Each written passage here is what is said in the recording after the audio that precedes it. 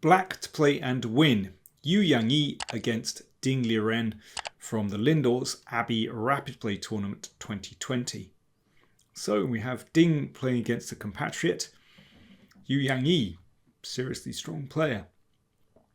And it's a bit of a tricky position. Look, white is very active. There are two bishops. So what does black do about this? Black to play and win. Are you ready for the solution? You can always pause the video. First of all, we should note that if queen takes bishop, not very good because of this discovered attack. And rook takes. White should win. So let's come back here. Okay, what if black just gets greedy and thinks, okay, I'll take a pawn. Well, it's quite a tricky position, but white shouldn't be worse here. Well, rook takes bishop allows another check again. So that's why queen c1 check happens. Rook takes. Queen e5. There's actually a lot going on here. f4 and possibly f5. Well, who knows what's going on there. That's one possible continuation.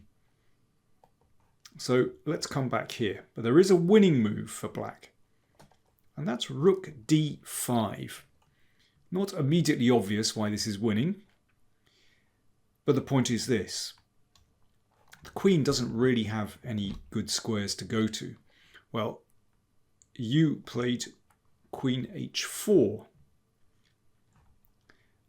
But then queen takes bishop. And after bishop check, king takes, rook takes. The difference is the queen no longer protects e2, so black can play knight e2 check and take the rook. So this is the game continuation, and this is a winning position for black. You might think, well, queen against rook and two minor pieces, is it so clear cut? Well, if black plays carefully, then yes, it's completely winning. I say completely winning. Still possible to mess it up. Let me just show you very quickly what happened in the game. The trick here is that black should keep everything protected. And there are no complications in this position, so you can see that these pieces, well, completely safe. And when the queen doesn't have any targets, then it's pretty easy. So Ding switches over into the attack by advancing the h-pawn. And what he wants to do is bring the knight to g3, a rook here, and then rook h1 mate.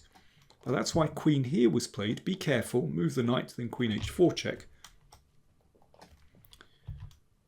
But that's just waiting in the wings.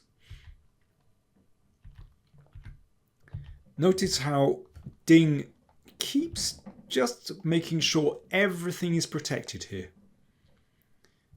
And he's building up to playing maybe this move or maybe this move. Depends.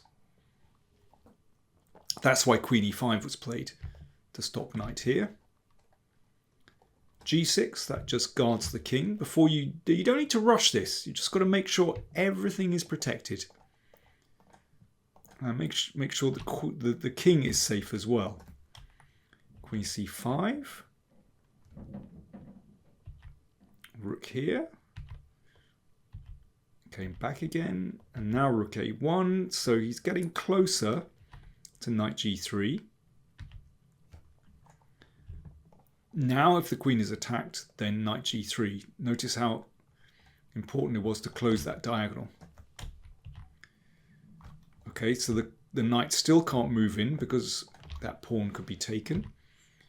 g5, there's a kind of chain reaction. The pawn advances, but now the queen comes back because this diagonal is open.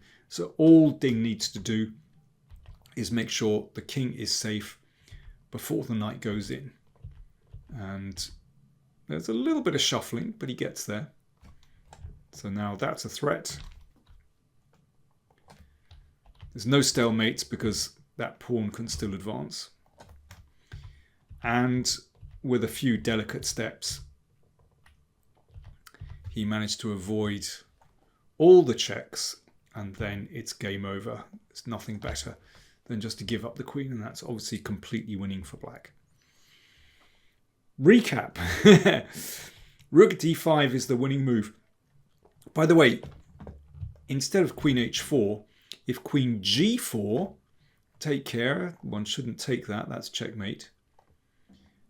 But queen takes,